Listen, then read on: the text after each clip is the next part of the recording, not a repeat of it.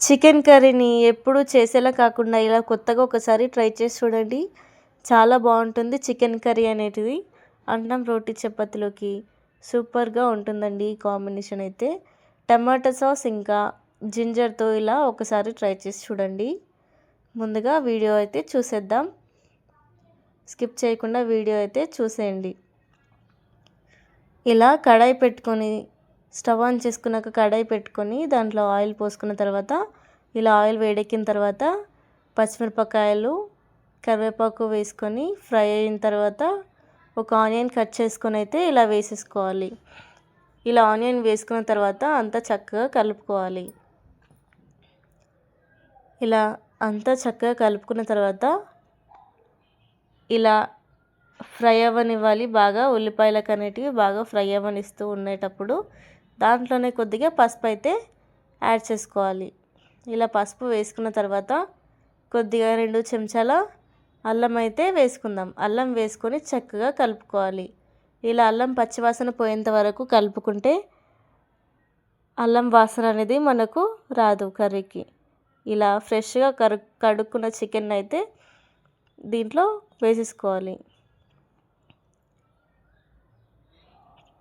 చక్కగా ఇలా చికెన్ అంతా కూడా కలిసేటట్టు కలుపుకోవాలి. చికెన్ ఇలా ఈ రంగులోకి వచ్చిందాకా ఫ్రై చేసి కారాన్ని అయితే వేసుకోవాలి.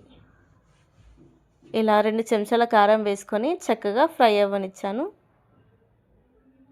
ఇలా అంతా కూడా కలుపుకొని ఫ్రై చేసుకోవాలండి కొద్దిసేపు. కారం పట్టేంత వరకు 5 నిమిషాల పాటు ఇలా మూత పెట్టేసుకొని తీస్తే ఇలా చికెన్లో వాటర్ అంతా కూడా మనకు పైకి వచ్చేస్తుంది.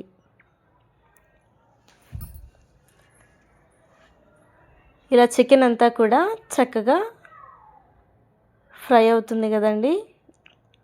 దీంట్లోనే కొద్దిగా కొత్తిమీర, పుదీనా అయితే యాడ్ చేసుకొని మూత పెట్టేసుకోవాలి.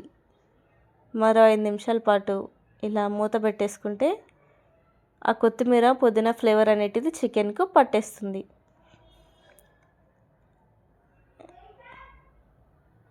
ఇలా అంతా ఒకసారి కలుపుకున్న తర్వాత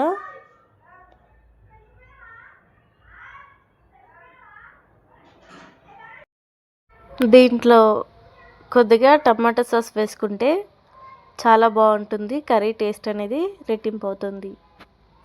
ఇలా కొద్దిగా టమాటా సాస్ వేసుకున్న తర్వాత చక్కగా కలుపుకొని ఒక 10-15 నిమిషాల పాటు ఉడకనిచ్చిన తర్వాత చికెన్ మసాలా వేసుకోవాలండి. దీంట్లోనే ఇలా చికెన్ మసాలా వేసుకొని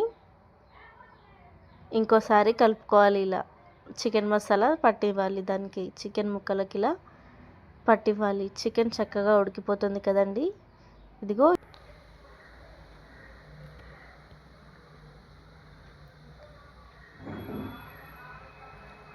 ఇలాగైతే ఉడికించుకోవాలి చికెను.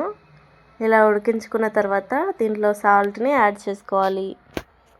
ఇలా సాల్ట్ కొద్దిగా యాడ్ చేసుకున్న తర్వాత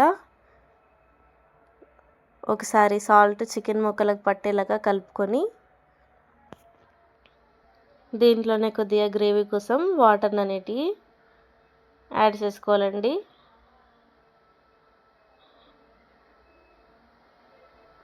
ఇలా వాటర్ యాడ్ చేసుకున్న తర్వాత ఇంకోసారి ఇలా 5 నిమిషాల పాటు ఉడికించుకొని స్టవ్ ఆఫ్ చేసుకుంటే సరిపోతుంది. వీడియో నచ్చితే లైక్ చేయండి, కామెంట్